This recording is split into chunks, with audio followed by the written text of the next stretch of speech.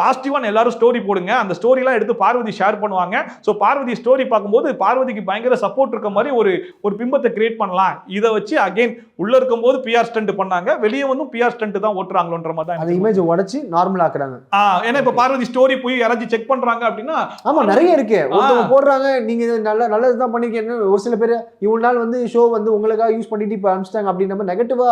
ஆமா, அதாவது சேனலை கழுவி ஊத்தி இவங்களுக்கு பாசிட்டிவா போடக்கூடிய எல்லாத்தையும் எடுத்து ஸ்டோரியில ஷேர் பண்ணிட்டு இருக்காங்க.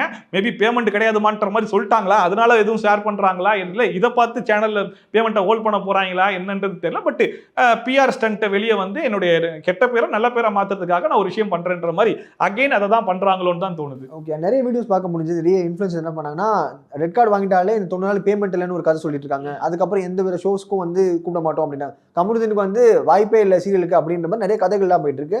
அது எதுவும் இதில் இருக்கும், அக்ரிமெண்ட்ல இருக்குமா இல்லை இவங்கள கதை கட்டுறாங்களா? எனக்குமே அது என்னமோ ரூமர்ஸ் மாதிரி தான் இருக்குது. இன்னும் அதாவது விஜய் டிவி சைட்ல இருந்தோ இல்ல பார்வதி கமுதின் வாயில இருந்தோ இந்த விஷயம் வர வரைக்கும் அபிஷியலா வர வரைக்கும் எதுவுமே உண்மை நம்மளால நம்ப முடியாது.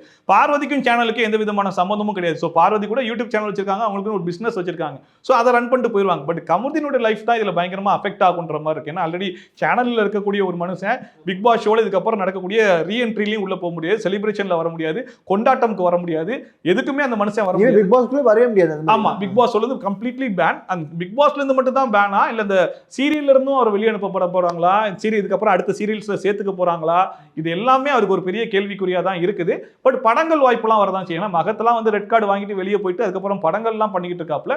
பட் விஜய் டிவில அவருக்கான வாய்ப்பு வந்து ஒரு கேள்விக்குறியா இருக்குன்ற மாதிரி தான் இருக்கு. பிளாட்ஸ் எல்லாம் 12-15 லட்சம் சொல்றாங்கல்ல, அது வெளியே பாப்பப்பட்டி பிரிவு கேஐடி காலேஜ் பக்கத்துல ஸ்ரீ பேபி ப்ளூ ஜேல ஜஸ்ட் 8.9 lakhsல ஸ்டார்ட் ஆகுது. இதுதான் சரியான டிசிஷன். Call 9600 831182.